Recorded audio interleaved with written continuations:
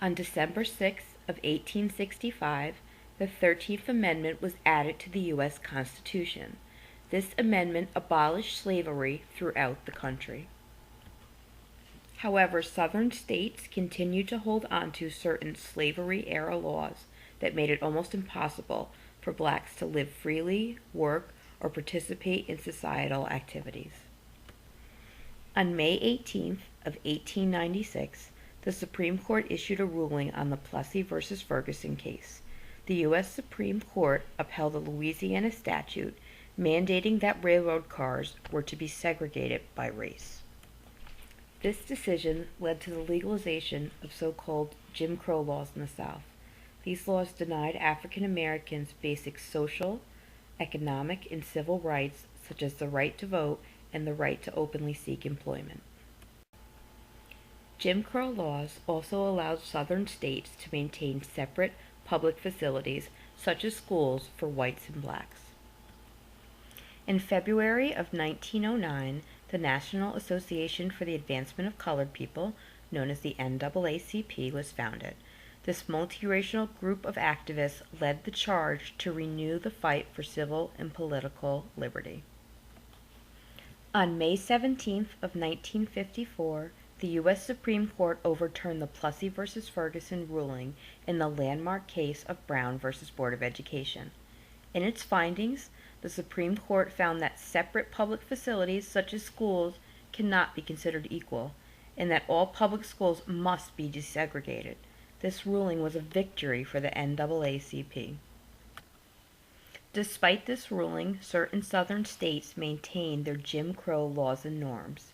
While visiting his family in Mississippi in August of 1955, a 13-year-old boy from Chicago named Emmett Till was accused of whistling at a white woman and saying "bye baby" to her. He was kidnapped, brutally beaten, and shot. His body was later found in a river. 2 white men were arrested for the murder, but were later found not guilty by an all-white jury. Outraged by this injustice, the NAACP, along with civil rights leaders such as Rosa Parks and Martin Luther King Jr., began to fight for equality both in the South and throughout the country. On December 1st of 1955, Rosa Parks refused to give up her seat so that a white woman could sit down. She was arrested for this act. In response to her arrest, civil rights activists in Montgomery, Alabama began a bus boycott. In the 1960s, civil rights activists began other nonviolent protests, such as the Woolworth's lunch counter sit-in. 4 black college students sat at a whites-only lunch counter at a Woolworth's restaurant. They refused to get up even though they were denied service.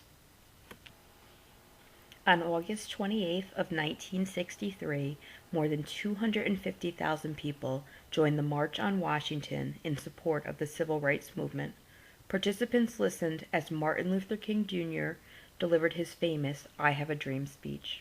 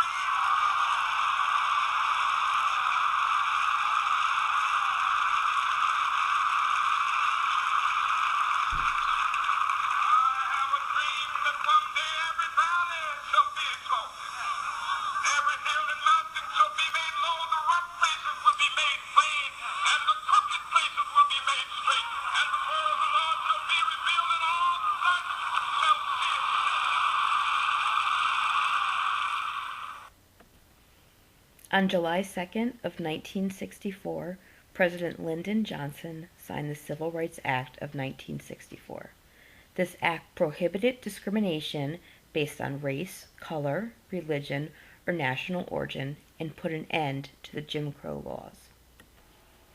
Tragically, on April 4th of 1968, Dr. Martin Luther King Jr. was assassinated.